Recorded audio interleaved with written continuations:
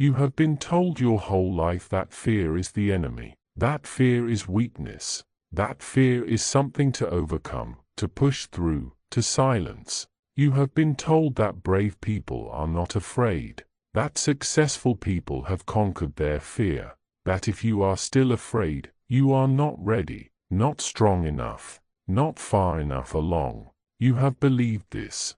You have measured yourself against it. You have looked at your fear and felt ashamed that it is still there. You have tried to push it away, to ignore it, to pretend it does not exist. You have waited for the day when the fear would finally leave, when you would finally be free of it, when you would finally be brave enough to do the things you want to do. But the fear has not left. It has not gone away. It is still there, sitting in your chest, whispering in your ear, pulling you back every time you try to move forward. And you have started to believe that something is wrong with you, that you are not brave enough, that you are not strong enough, that you will never be free. Here is what no one told you. Fear is not the enemy. Fear is not weakness. Fear is not something to overcome or silence or push through. Fear is a map. It is pointing directly at the thing you need to do. It is highlighting the exact place where your growth is waiting. It is telling you, with perfect precision, where your life is asking you to go. Think about it. You are not afraid of things that do not matter. You are not afraid of things that are easy. You are not afraid of the paths that lead nowhere. Your fear attaches itself to the things that matter most. The career you really want.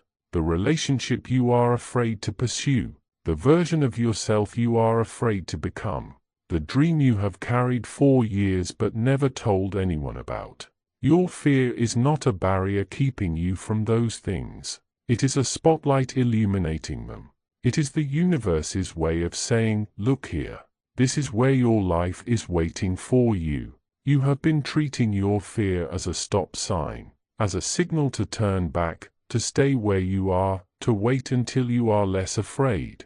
But fear was never a stop sign. Fear is a compass. It is pointing north. It is pointing toward the life you are meant to live. Every time you feel afraid, you are standing at the edge of something that matters. Every time your heart pounds and your hands shake and your mind races with reasons to stay still, you are standing at the door of your own becoming.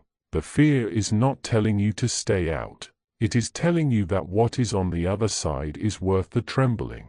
The people you admire, the ones who have done the things you want to do, the ones who live the lives you want to live, they are not less afraid than you. They are more afraid, because they have learned to move toward the things that scare them.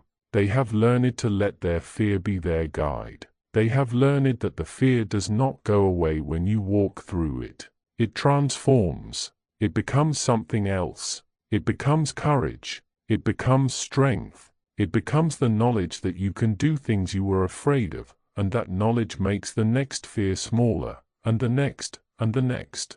You have been waiting for the fear to disappear before you act.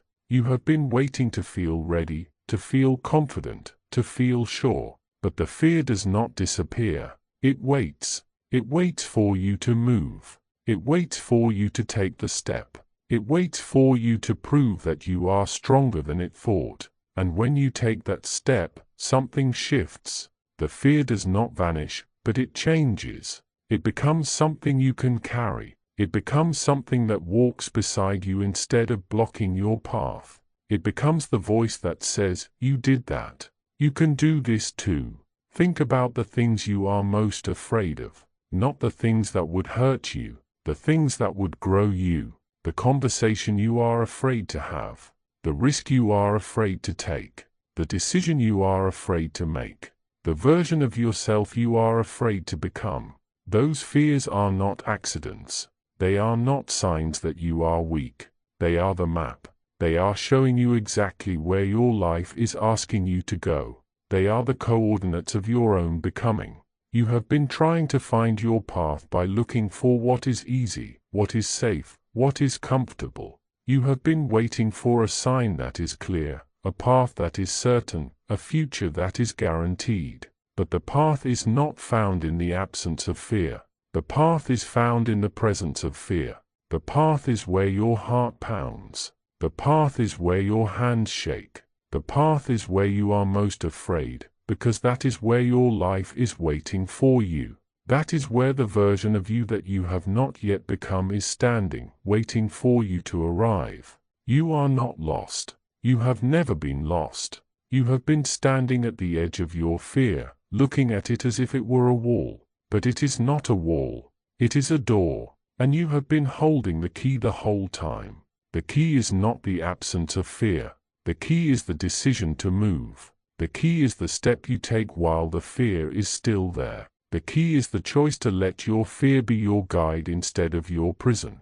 You do not need to be fearless. You need to be honest. You need to look at your fear and ask it, what are you trying to tell me? What are you pointing at? What is on the other side of you that matters so much that I am this afraid? And when you ask, the fear will answer. It will show you the thing you have been avoiding, the thing that has been calling to you, the thing that has been waiting for you to stop pretending you do not want it. That thing is your life. It is the life you were meant to live.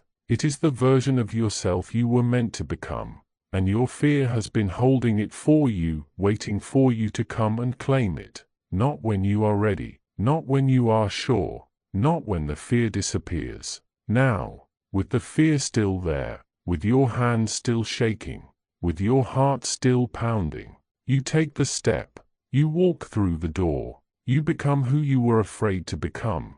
The people who change their lives are not the ones who stop being afraid. They are the ones who learn it to move with the fear.